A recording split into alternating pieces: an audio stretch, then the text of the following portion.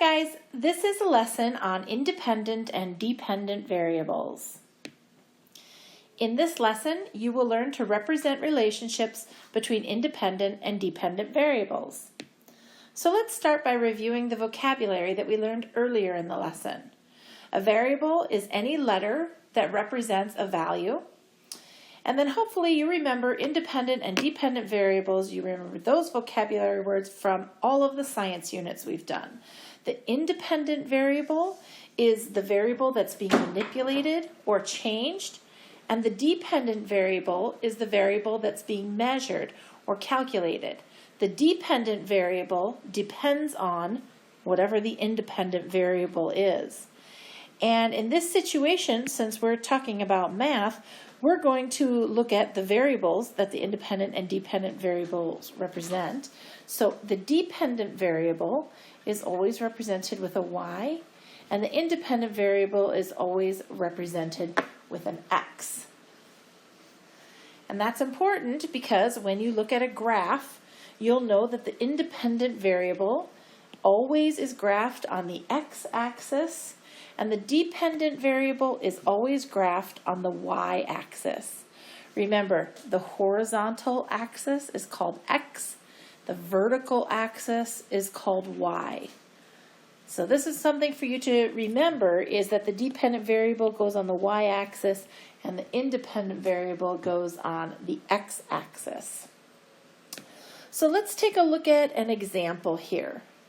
A single bag of chips at GS25 costs 1,500. The more chips you buy, the more the total cost is. So we can look at that as the relationship between the independent and dependent variables. So what are the variables here? We know the cost of the chips is a variable, and then how many. It says the more chips you buy. So we have the number of bags of chips and the total cost of chips in won. Those are the two variables. So which is independent? The independent variable is the thing that we change. Remember, we manipulate or change that one. So in this case, the independent variable is how many bags of chips I'm going to buy. I could buy 1, 2, 3, 4. I can buy however many bags of chips I want. But the cost of those chips, or the total cost, is dependent on how many bags of chips I buy. So you can probably imagine that as the number of bags of chips changes, so does the cost. So the dependent variable over here on the y-axis is the total cost of chips. And the independent variable on the x-axis is the number of bag of chips. So what's the relationship between the two? We know that the total cost of the chips is going to increase as the number of bags of chips that I buy increases. So mathematically, if we could look at a relationship between the cost and the bag of the chips, if I wanted to know the cost, if I say y is the total cost, then what does y equal?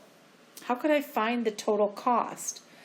Well, you can probably guess that I'm going to multiply the cost of one bag of chips times however many bags of chips I buy. So in this example, I might say if I buy one bag of chips, if I buy one bag of chips, that's 1,500.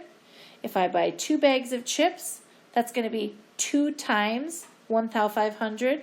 That's 3,000. 3 bags of chips, I'm going to multiply 3 times 1,500. That's 4,500. And finally, 4 bags of chips times 1,500 is going to be 6,000. So, looking back at this mathematical relationship, I can say that y is equal to 1,500 times x. So let's take a closer look at that mathematical relationship. If y equals 1,500 times x, then I can make a table of values for this equation like I have over here. If x is 1, I know it's 1,500. And I can substitute. What is y? when x is equal to 2. We know that it's 3 thou.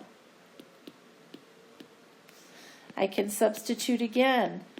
I'm substituting in this x. Whoops, sorry. So 1,500, instead of x, I'm going to multiply it by 3. That's going to be 4,500. And finally, substitute x for 4, and I can get 6 thou. So in this video, you've learned how to represent the relationships between independent and dependent variables.